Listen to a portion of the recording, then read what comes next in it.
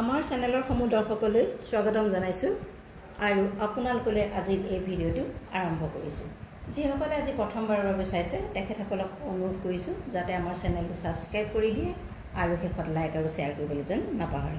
আজি আপোনালোকক দেখাবলৈ লৈছো মাটিশালত পোৱা পদ্মিনী বাই মাছৰাইজ সূতাৰ জোৰা মসুৰ কালাৰ থকা।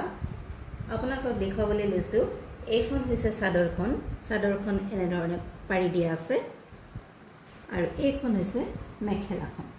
এইখন হৈছে মেখেলাখনত ইয়া সব অকণমান খুলি দিছো।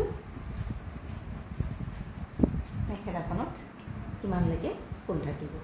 এইখন হৈছে মেখেলাখন